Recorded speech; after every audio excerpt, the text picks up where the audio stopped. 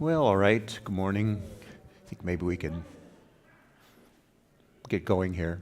Let's start with the word of prayer. Father, I pray we may love each other better and look out for and desire the good of all.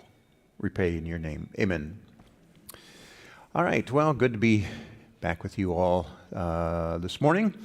We are moving on to another vice. We're moving away from the two that were associated primarily with pleasure, gluttony, and lust, and we get to envy, and now things get, now we're moving to vitally relate to relationships with others. They all relate to relationships with others, but envy is one that, there's several that are grounded in how we treat each other. So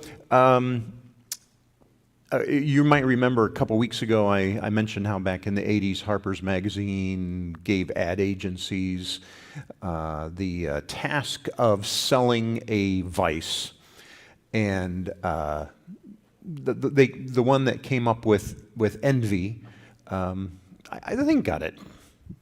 What luck, all the other agencies got the plus deadly sins. Lust, wrath, avarice, pride, gluttony. Those lucky slobs got all the sins you can really sink your teeth into. Why, they practically sell themselves. Whoever got sloth probably didn't even have to do an ad. But what do we get stuck with? Envy. Boy, talk about deadly. I think that we have a good picture of envy in the Bible, in the story of Joseph and his brothers. If we remember that, but let's look at some of the passages here that bring this out. So here is from Genesis 37. Joseph, being 17 years old, was shepherding the flock with his brothers. He was a helper to the sons of Bilhah and Zilpah, his father's wives, and Joseph brought a bad report of them to their father. Now Israel loved Joseph more than any other of his children because he was the son of his old age, and he made him an ornamental robe. But when his brothers saw that their father loved him more than all his brothers, they hated him and could not speak peaceably to him. In these short little verses, you kind of get the sense that there's a lot going on underneath. Joseph bringing a bad report to his father about what his older brothers are doing out in the fields. All right, there's a relationship that is kind of you can see why they wouldn't like him for that. But the other problem is this: how Jacob viewed Joseph, loving him more than all the others, as it says. I don't know if it's a special kind of love. I mean, it does say, that implies that he does love the other brothers, but to love him more because he's the child of his old age. Maybe also it could be Joseph was the first son of Rachel. If you know the story of Leah and Rachel, and Rachel was the woman he really, really wanted, and ended up with his sister Leah first, her sister Leah first. So maybe that's part of Jacob's particular affection, favoritism for Joseph. I don't know, but what you have here is that the brothers hated him for that. And there's something here that gets to envy. And then, of course, we get the story of the dreams that Joseph tells, and he tells the dream of how you brothers will be bowing down to me and so forth. That didn't sit well either, of course. Now, there's a lot of things bound up in here because in the envy of vice, it's very similar. There are a lot of sort of sins or vices that kind of overlap here. So it can be helpful at this point to stop and make some distinctions.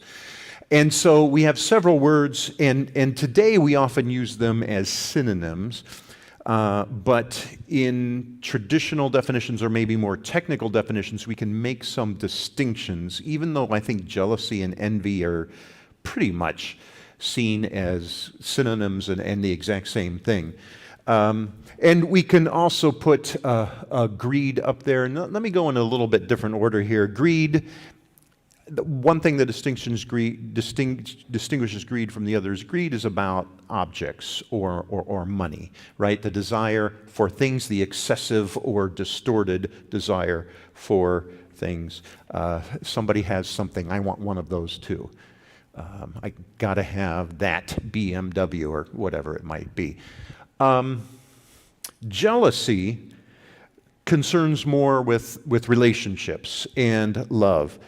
We love something, and in the original technical understanding of jealousy, it's something that we have or some quality that we have when we're afraid of losing it. And so here the classic example of the jealous lover, right? Or the jealous whatever, spouse or girlfriend or boyfriend or whatever it is. You have this love, but you're jealous of somebody else because you're afraid of losing your love to that other person.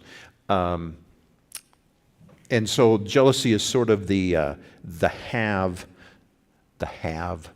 vice, if you will. You have something, you're afraid to lose it. Although we, like I said, we often use it as a synonym for envy also. But I like making the distinction between jealousy and envy, or I like it that older theologians made a distinction between jealousy and envy because the Bible does use jealousy in referring to God. I am a jealous God, right? Deuteronomy 5:9, I think, if my I don't have that scripture up, but part of the Ten Commandments, you shall not bow down to other gods because I am a jealous God. And so there is a type of jealousy that is not a sin, because of course God can't sin, but it is, I do have something that is good, and it would not be good if I lost that. What I have is your love and your devotion, says God, and it would not be good. It would not be good for you if you turned your love and devotion to something else. And so that's the meaning of jealous. I am a jealous God in that Old Testament, which, right, for me growing up, he just sounded a bit odd because our definition of jealousy sounds so much like envy. God is a jealous God. Okay, something, yeah. So, and I don't even know if we use the word jealousy in this way today at all anymore. I am, that jealous as I have something that's good and right, and we want to hold on to it, right? We have, I don't know, a certain amount of the Bill of Rights is something good, I think, in many ways, and we should try to hold on to that sort of way of organizing society. We could say that is a type of jealousy. So jealousy does not have to, jealousy gets at that thing that we have that is not necessarily a sin, but of course it can be a sin because if, again, in the classical understanding of if you're worried about losing your girlfriend to some other guy and then you go and punch him out because you're so angry, then yeah, that's a problem. And we're past that stage though. Aren't you glad you're not in 8th grade anymore? Yeah, okay. Covetousness.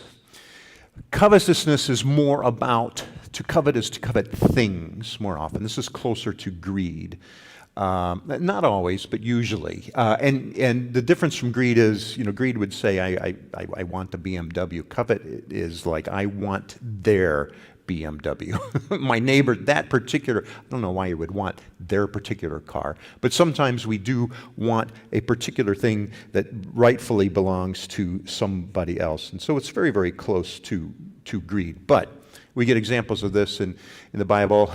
King Ahab desired Naboth's vineyard. I want his vineyard, and did some dirty, nasty things to get a hold of his vineyard. And so I guess maybe land is the way that you can see this oftentimes. I want that property, I want that piece of land, not just any land. I want that one that belongs to those people. That maybe makes more sense than wanting a particular BMW if I'm thinking about what I'm using. But okay, and then to envy. Envy is concerned, this is also based on relationships. And in envy, You desire usually some sort of quality that somebody else has, and it's particularly insidious because it's that feeling that you also just don't want them to have it. You want it to have it yourself. You see it as a competition. It's a zero-sum game, and there's oftentimes sort of a hope that that person would lose that something so that you can feel good by comparison about yourself. A person resents a rival's good gifts because one wants it for their own, and oftentimes it's tied up into a desire for status or honor, self-satisfaction, that sort of thing. So the relational key there and how a person feels about themselves is critical. And so you can take delight when another person loses something that you feel, and you feel like you gain by it. And so that brings us back to Joseph and his brothers. If you stop to think about the situation with the brothers, it really is more of a story of envy than of jealousy or greed or covetousness. The brothers don't really want the coat of many colors. It's not like they all want a coat, or they want that particular coat, coveting. And it's not, what they want is, they want that special love that Jacob gives to Joseph. They want that for themselves. And because Joseph is also seemingly a rather annoying young man, they want to see him go down, right? In some particular sort of way. And in fact, we get the key moment when they have the opportunity to take it out on Joseph. They saw him from a distance, and before he came near to them, they conspired to kill him. They said to one another, "Here comes this dreamer. Come now, let us kill him and throw him into one of the pits. Then we shall say that a wild animal has devoured him, and we shall see what will become of his dreams." But when Reuben heard it, he delivered him out of their hands, saying, "Let us not take his life." Reuben said to them, "Shed no blood, throw him into this pit here in the wilderness, but lay no hand on him, that he might rescue him out of their hands and restore him to his father." So when Joseph came to his brothers, they stripped him of his robe, the ornamental robe he wore, and they took him and threw him into a pit. And the pit was empty. There was no water in it. I mean, in this case, right, they're ready to kill him. They feel so deeply about whatever that love, and probably that love that Jacob has for Joseph. They might be worried that this ancient patriarchal world, that it's also going to mean something having to do with inheritance perhaps, or land, or status. There's all kinds of other things connected to that love that the father gives to sons. And so it's this rivalry. It's this rivalry between people, really, that is driving Joseph's brothers to try to do him in. And so envy is this comparative sort of way of thinking. They have this, I don't have this, I want this. We are comparative machines as human beings. We almost can't help but compare ourselves to others around us. And in fact, we are more likely to be envious of people who are most similar to us. What you have here is envy between brothers. Joseph's brothers aren't envious of the Amalekites. They're envious of their very own brother. And this struck me when I read this, because I thought, yeah, I don't usually have a problem with envy. And then I realized, and what's true is I don't have a lot of envy for Major League Baseball players, even though maybe that would be a fun kind of envy, I suppose. But I don't envy movie stars or rock stars or wealthy businessmen or politicians, certainly not politicians. Or what I envy are other historians. for different sort of things. There are moments when I get this feeling as my colleagues. I wish, I have a colleague, Jackie Stuckey, who just has such a colleague. Jackie Stuckey has such warm relationships with students, and they just joy. And I wish I had that, to the level that she has.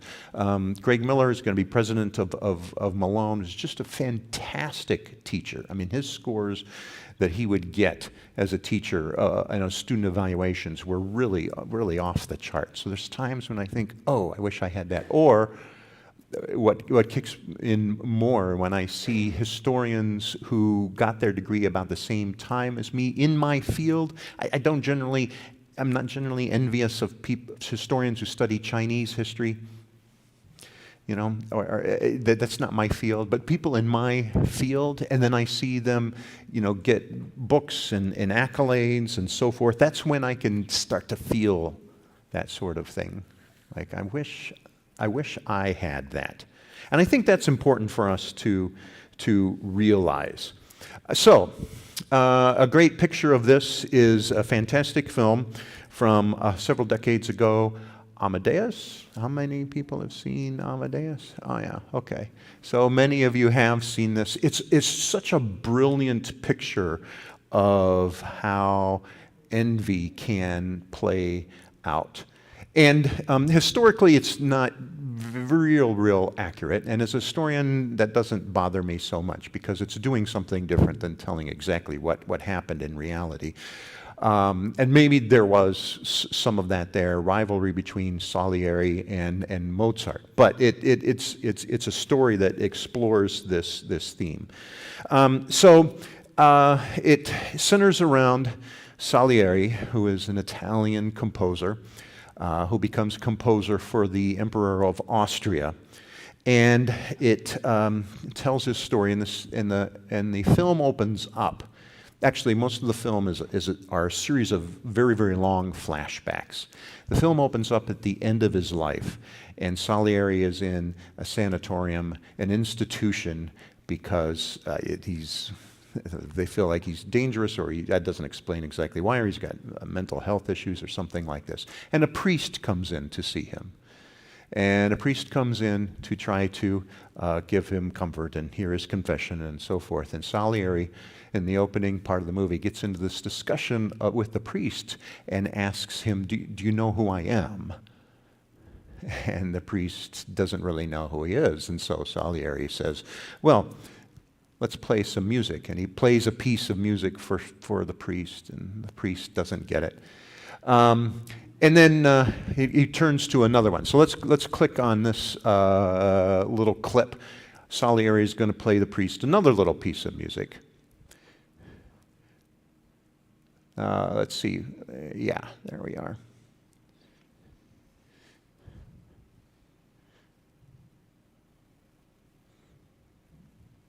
How about this? This one brought down the house when we played it first.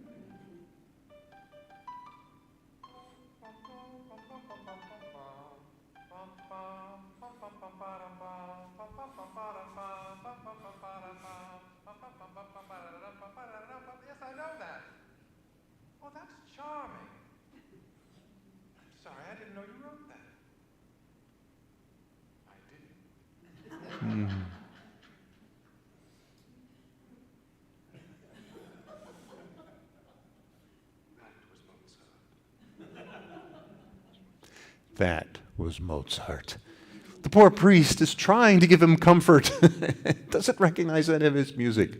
Ah, Mozart. And we go on, and Salieri explains more about his life, and then he explains growing up and how he got to be a musical composer. As a young boy, he grew up in the family. His father was a very rich merchant, and his father wanted him to become a merchant and make lots of money, and that was not for Salieri. He had a love and a gift for music. And so we're gonna jump to the scene where he is explaining to the priest his life as a boy, and we'll get hints of something that's starting to go wrong, even long before he ever hears of Mozart. So, yeah, let's go to clip number 2. How could I tell him what music meant to me?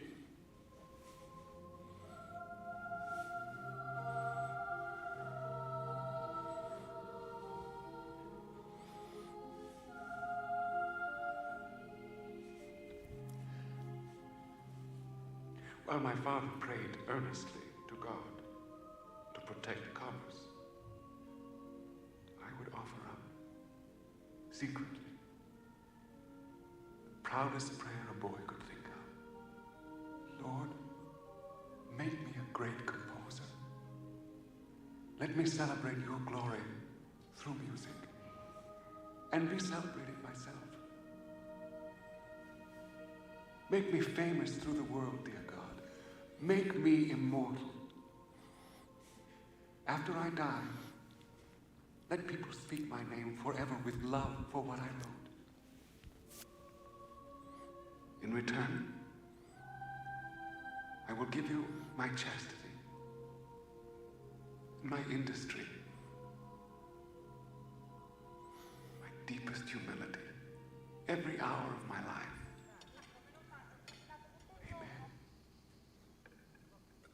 And do you know what happened? A miracle.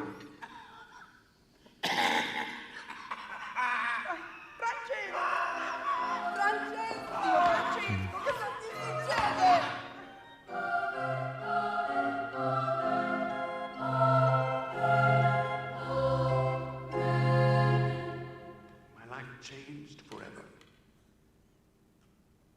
Of course I knew God had arranged it all. A miracle. His father dies, and he gets to become a musician. Now, a couple of things here. First of all, actually, his first vice was vainglory, which we will talk a little bit later about, wanting to be known, wanting to be famous, wanting to be admired by other people. And Augustine and Gregory the Great, I think, and Aquinas said, vainglory is actually the vice that leads to even more vices, and it can lead to envy, because he hasn't hit envy here yet. But notice also something else here. What we have here is a distortion of something that is good. First of all, the gift of music, which is good, right? And Salieri is gifted. He has this love. He is an excellent. I mean, people do still listen to Salieri's music today. He was a very gifted composer, but it was something that ended up getting distorted, as we shall see. But then, make me celebrated. You know, there's the vain glory. And then Salieri says, you know, you get this devotion to God mixed in there. I will be chaste, I will work hard.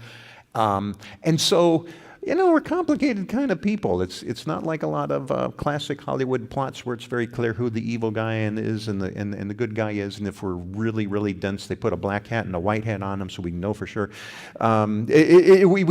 Real life is, you know, you've got these good things mixed in with these sins, and then get into a habit and practice that can lead into a vice and a pattern that turns us astray. So Salieri meets with success as he rises to become the court composer to the Austrian emperor, the top position. I mean, he does produce operas that are heard all over Europe and so forth. But then we get Mozart. Mozart comes along, and his music emerges on the scene. And Mozart, especially in the film, is going to be obnoxious. Even more obnoxious than Joseph, I think, and vulgar and crude, but extremely gifted, which just bothers Salieri so much because he is, chaste and industrious and proper, although vainglorious, to try to do his music. So I'm going to cut to the scene where he first meets Mozart. Mozart had gotten quite a bit of fame throughout the empire, and he's coming to the palace to meet the emperor, interestingly named Joseph, and the emperor views himself as something of a musician, but the emperor asks Salieri to write a little piece to welcome Mozart when he comes in to greet him for the first time. And so Salieri gives him the music, and then the emperor says, "Oh, well, let me play. I will play it when Mozart comes in." And so we come to the scene where the emperor sat down on the pianoforte and is working out this piece, while Mozart is going to come in for the very first time to meet them all. It's a piece written by Salieri, right, to welcome Mozart. So let's cut to that one.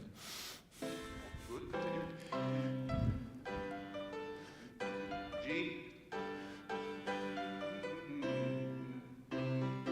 Excellent.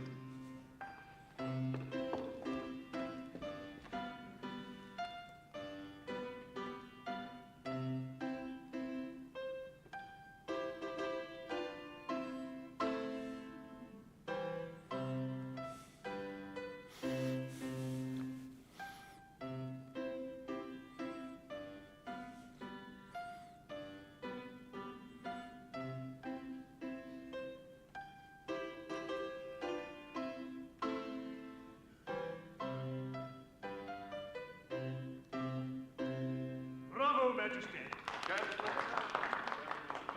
Please, less enthusiasm, I beg you. Majesty. No, please, it's not a holy relic. Herr Salieri composed this little march of welcome for you. Really? Grazie, signore. Sono commosso. This is yours. Keep it, Majesty, if you want. It's already here in my head. What? On one hearing only? I think so, sire. Yes? Show us.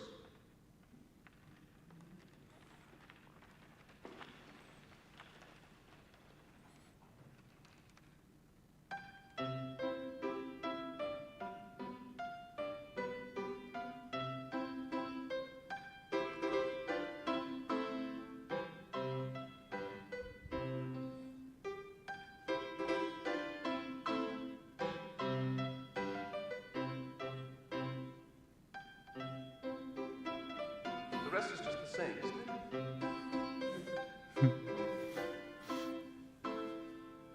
It doesn't really work, does it? Did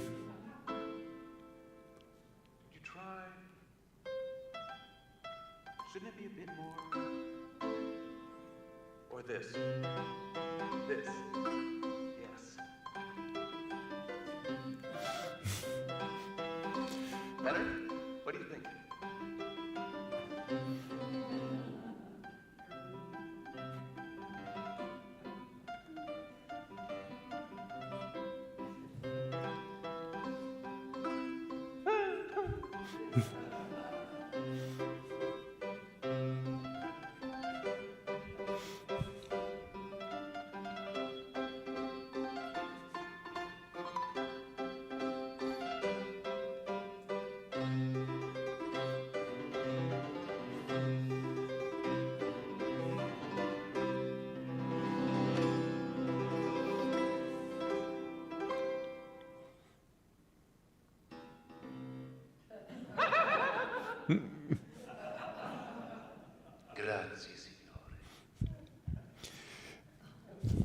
Wouldn't he just make you so mad? Salieri is a very good composer. Mozart, however, is brilliant. And then through the rest of the film, you've got this rivalry where Salieri is just burning up with envy for Mozart's gift. And he feels like it is so deeply unfair. And he plots to kind of bring Mozart to ruin. But we have this. At the root of envy and the root of all vices is pride. And pride is a sense, there are many dimensions to pride, but one dimension to pride is I know how things ought to go without properly taking into account how God arranges things. And there's something about Mozart that doesn't make sense throughout this film. Salieri says, how can God give this gift to this kind of person who is vulgar and crude and obviously doesn't understand the feelings of others and is kind of self-centered and yet has this tremendous gift. And of course, we see this theme in the Bible several times. The unfair God, the parable of the vineyard, where the master comes out and hires workers early in the day and later in the day and later in the day and pays them all the same. Well, that doesn't seem fair. Or the parable of the talents. Why does God give one servant 5 talents and another one 3 and another one 1? But God has purposes that we oftentimes don't understand or don't realize. And we can very easily get caught up into a sense that how come I don't have that? And so envy, like I said, is taking that comparison sort of thing and it can just dig and build at us, or dig down in and just really get at our soul, if you will, and bother us deeply. And now let me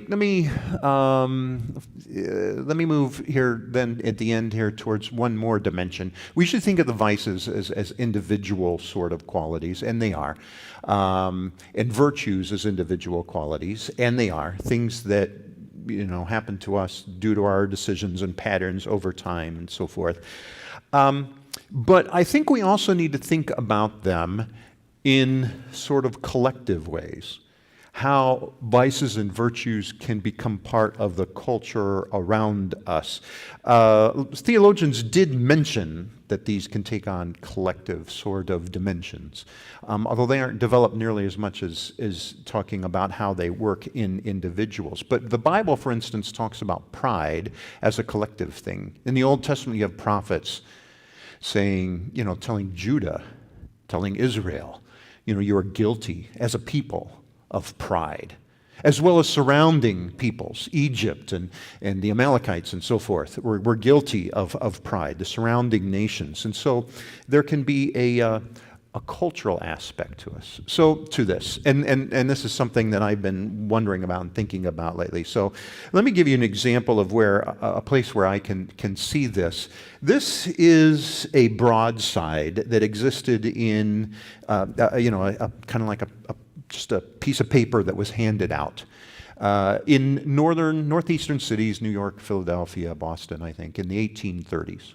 The results of abolition. So let's unpack this a little bit. And you can't read the writings. This comes from 1835. But of course, these people are building a building, and you've got workers here.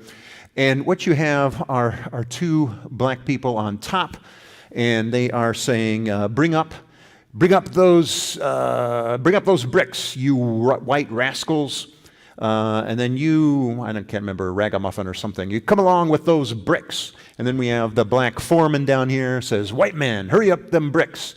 Because the owner over here on the right, our right, "Sambo, hurry up the white laborers." Maybe I should have started with him. The owner, "Sambo, hurry up those laborers." And so the black foreman says, "White man, hurry up them bricks." And then the men on top, "Bring those bricks up quick." There's a hierarchy right here of jobs. that you can see. The skilled laborers are the bricklayers on top, the black men, right? And also the black man here is dressed pretty well as a foreman. You've got a white owner of the whole company on the right. And then the manual laborers who are getting the lowest paid jobs are these poor white workers. So this is a broadside that was sent out. What happens if you abolish slavery? This is what's going to happen.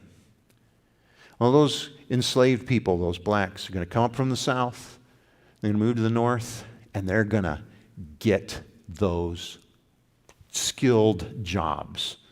And what will you poor white workers be? You will be the manual laborers on the bottom. You will be the ones who will be having to, dig the dirt and the dishes and haul so that the skilled workers with the better jobs, and then above them the foremen, then above them the owners. And this actually was rooted in practices at the time in the 1830s when there was an increase economically in northern cities, in a lot of construction projects, roads that were being built and railroads that were being built, and buildings left and right. And what would happen is that in digging canals and shipbuilding, all kinds of things, what happened is that sometimes in these situations, you've got these expanding businesses, groups of like-minded workers would band together to push for better pay or better conditions, right, for the managers, the owners. Well, the owners could handle this a number of ways, but one way they could handle it is fire that group and bring in another group. And the owners learned very quickly that you could divide and conquer. So if you've got a group of white workers who are Welsh, you bring in Irish immigrants. And the Irish immigrants maybe be willing to work for a little bit less money because they haven't been here as long and they are more desperate. But you also could bring in blacks to work for even less money. So you get this competition, right, between workers at the bottom rung of society. And initially it really did start, we even have examples of what owners would do or managers would do would be identify particular groups that identified with one another and pit each other, so much so that initially they were pitting the Irish from Cork County against the Irish from Donegal, from different counties, Irish against Irish. But because they are from different counties, you could put them in competition with each other. And then eventually the Irish would kind of form a bunch. So then you pit the Irish against the Welsh immigrants or whatever else it might be. And so what developed in the 1830s and the 1840s is that for a lot of working class whites, there was a strong antagonism to abolitionism because that was worker competition. And so that rivalry, if you see economics as a zero-sum game, if that group gets in here, then we will lose out. Gets pitted against one another. And, it starts out of a very real concern, jobs and money. But then it turns into, right, this is what is going to happen if you abolish slavery. Opposition to abolitionism. And so even in the 1840s and 50s, even into the Civil War, you can find white workers in the North who are strongly opposed to abolition, or further out west, opposed to abolition because you don't want blacks competing for you for the land out west in different places. Later on, it'll turn into opposition against the Chinese working on the railroads. If you know the Chinese Exclusion Act of 1882, they passed laws to keep the Chinese out because you're in that competition for jobs. And my point here is that these patterns get embedded culturally and get handed down and passed around, right, into patterns of racism. Of course, on this picture, the exact opposite happened. It was the white workers who became the manual, or the skilled workers, who kept the black workers down on the manual labor sort of situation. Jump ahead to 1971. My father was a Methodist minister in Elkhart, Indiana, and a town of about 43,000. And it had, a black population as well as a white population. And at that time, many of you may remember, there was a great deal of racial tension and racial conflict. And in this town of Elkhart, there was racial tension. There was worried that it would break out into whatever riots or uprisings or so forth. And so the mayor called community leaders together to talk about what to do. And he called my dad in because, oddly enough, in my dad's church, the black head of the Urban League attended that church, as well as the white head of the local Citizens Council. I don't know how that happened in a church, but anyway. But other leaders came in. You got white leaders and black leaders talking together, and the ministers and others are saying, well, what is at the root of these problems? And the black leader said basically two things. Number one, police. An issue that's still with us, and that's a whole nother thing. The vast majority of policemen in Elkhart were white, and they didn't understand black neighborhoods and so forth. But the second thing what was happening in the factories. Because in the factories, the better paying jobs were skilled jobs, right, that you had to have training for. But they had given the power, who's going to get those, who's going to go through the training to get those skilled jobs? They'd given this to the union leaders. The union leaders tended to be white factory workers, and they were giving all the opportunities for training and skilled jobs to fellow whites. And blacks were very, very frustrated that in the factories they were not able to, take that next step up. Not because of management or ownership, but because of fellow workers in that competition.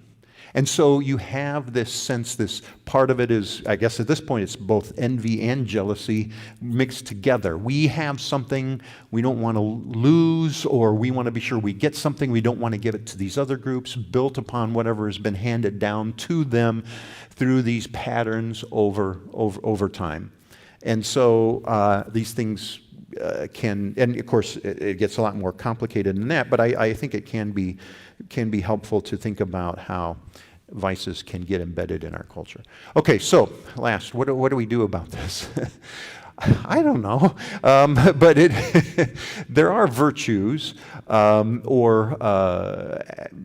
acts of Christian sanctification, if you will. One of them, again, is prudence, to think through these things, and so I think it's helpful to think through distinctions.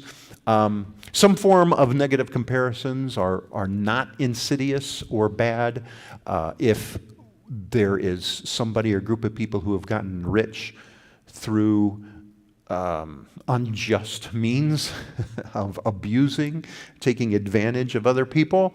That is a very real problem.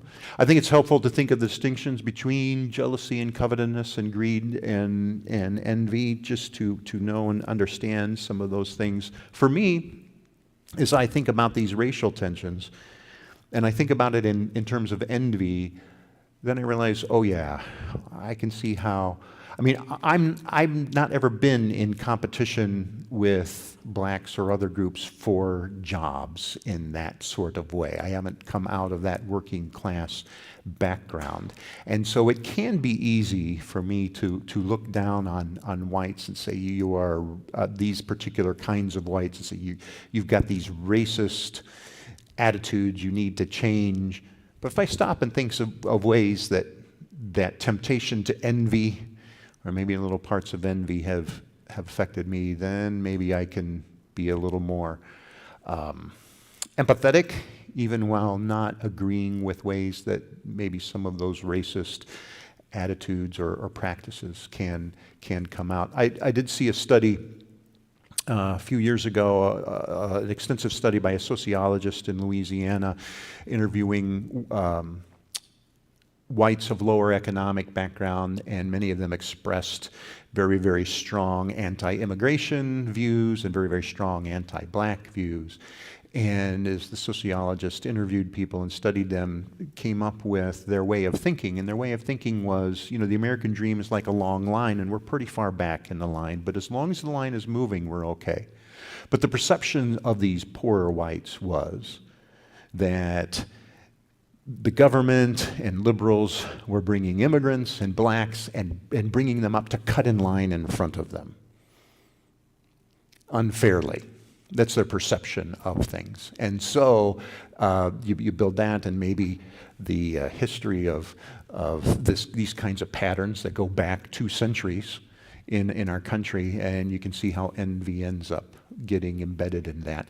And so I think maybe empathizing a little bit more can help. But the other biggest thing I think is I think that I've read in terms of virtue, a type of love or a type of charity in which you are cooperatively working with the person you are most likely to be envious of. Not in competition, but cooperatively together. If there's ways that we can work together for a common cause. And it struck me, I did see a study, and this is about 20 years old, so I don't know if this still holds true.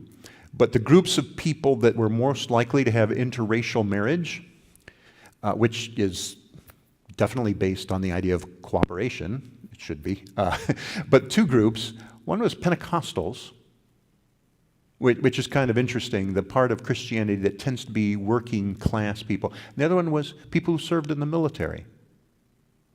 Those were the groups that were more likely to have interracial marriages. And if you think about both of those social situations, if Pentecostals oftentimes are let's flip it the other way. Working class Americans or low income Americans are often drawn to Pentecostal churches, and that's true if you're white or black. There are many Pentecostal churches that are interracial. Suddenly, I would see interracial marriage as overcoming some of those racial and categories that can lead to envy. Same thing with the military. You're serving together for a common cause that's higher than you, can lead to this sort of thing. Anyway, that's just a thought about how that might play out. But on the cultural level, it's a lot more complicated. All right, questions, comments? Yes? I have one comment about Joseph and his brothers. There's controlled envy, there's uncontrolled envy. Controlled envy and uncontrolled envy. The boys looked at their brother, and who wouldn't want to strive to sit in there in luxury while they're out working in the field? As long as controlled, you want your boss's job, so you work harder for your boss's job. Uncontrolled is when you do things to get his job. Yeah. And I think the uncontrolled part is the envious part, where you want their downfall. Controlled envy may not be envy, or I don't know, but that's not bad. If you say, no, I'm going to just work harder for to succeed, and there's some competition there, but if it's playing by the rules, and if the other person exceeds through their good work and skills and so forth, you say, well, they want it fair and square. Then that's how things should be, right? And I don't know, Jacob in this whole story, I don't know if he did a great job of us fathering the special love for Joseph. That's another issue. I don't know exactly what to do about that. But you're right. That's a very good point. There's 2 different ways that you can respond to that rivalry or that competition that you find yourself in.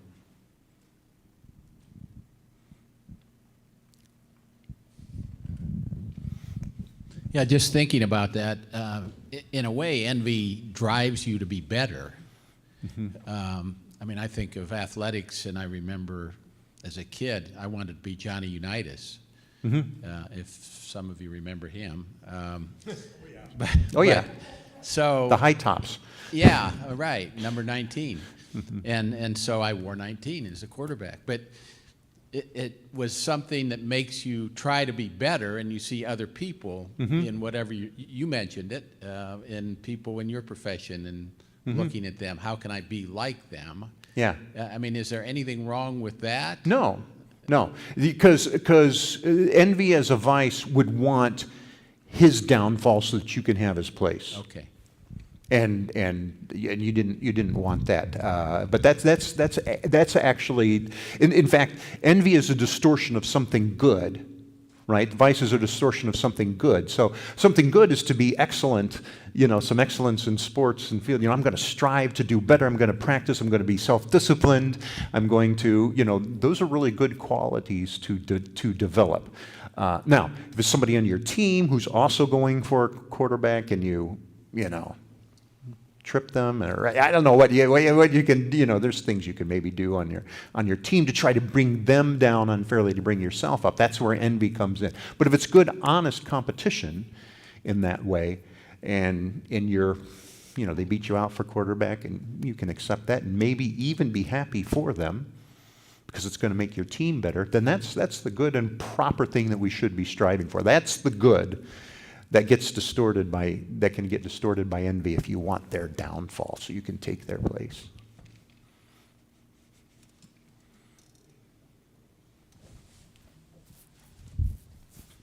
Yes, Edith. So I'm wondering if the virtue of gratitude and generosity might be some of the answer Sure. to the envy, because like I've found, like, I don't know, like, societal, like in a large group, but personally, when I've envied someone, to be able to say, okay, I really wish I had this, like professional excellence, but would I want their whole life, and looking at the totality of what that cost them to be in that position, and saying, no, I'm okay with where I am. What I have is the whole I'm grateful for. And so I think some of, as we talk about that, focuses in on this one piece, and not appreciating the wholeness of what God has already given me. Yeah, I think that's a great insight, and that gratitude of, because what God is giving you now, you're stopping and saying, what are God's intentions in all of this, right? And so if other people are doing good and they're succeeding from doing good, okay, I can be thankful for that, or I can be thankful for what I have in terms of where God has placed me. I may not get to be Johnny Unitas or Mozart, or pick whoever, Bill Gates, whatever. But maybe that's a good thing. But yeah, the gratitude of what I have for myself. Now then, there's the extra little twist of, you also mentioned the cost. Sometimes maybe they, to gain that thing, maybe did some things that weren't real healthy or helpful for them in some other areas of their life. I can remember when I was looking into graduate school, and I was talking with a professor at a state school, and mentioned the University of Chicago is really very, very expensive, and the city and everything, and I've got to, family. He said, well, sometimes you have to make sacrifices for, like sacrifice your family for your career. And there are people that do that. And I was like, oh, I don't think that's the right way, right? So yeah, so that's the other part of that. Those are good insights. Yeah. So I have a little twisty here. So we mentioned that greed could actually motivate us, and we talk about perplexing things somewhat like holy wars that don't seem quite right. And I had something happen this last week. If you remember, the course started off with Dr. presenting a golf ball with the word vice on it. You all saw the golf ball, right? So this week I'm golfing, and my cousin had an errant shot, and amongst some leaves I see a sparkle of orange, and I pick it up, and lo and behold, it's a vice golf ball.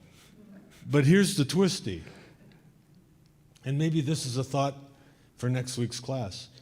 when you turn it over, the logo says, love sin.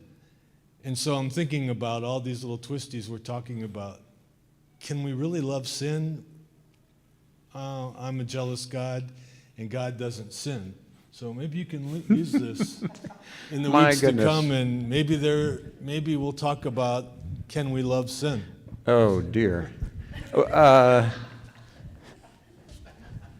Yeah, I mean, I think Augustine, Jonathan Edwards talked about our loves or our affections. Affections is a word that they often use. Sometimes our affections are misdirected. Or in our sin, part of what sin is misdirecting our affections. So we love the wrong things or love things in the wrong way. Yeah, so I think we can love sin because we desire to see that person come down and we get put in the place where we're just perfectly happy if those enslaved people remain slaves so that we can get our own, what we want. That's not a real great sin to love. I don't think that if we ask the vice people, so are you saying that, abolition was a bad thing? And that, these, and again, I think it's people who don't understand really the real insidious nature of vice when it gets deeply, deeply rooted and how damaging it can be that you can say something like, because being bad is so good, or, I love sin. Yeah. These people are being bad. Has huge consequences that we're still facing today in many ways, right? In terms of racial conflicts. And a lot of race is rivalry in some particular way. Housing problems we've had. We don't want blacks to move into the neighborhood or something like that, so those sins. But sometimes we love whatever, having our own. So I didn't realize that they went that far. Love sin. Wow. Yeah. Yeah. It was a theologian who was golfing. Yeah. Oh my. Yeah. So there we are, part of that whole thing. All right. Well, thank you very much. Why don't we close with a word of prayer? Father, we pray that we may love you with all our heart and soul and mind, and love our neighbors as ourselves. Help us to be grateful for the situation you have put us in with what we have. Help us to use what we have for your glory. And we pray that you would bring to mind the times, or show us when we are going astray with our loves and our affections. We pray these things in your name. Amen. Wonderful. Thank you for that.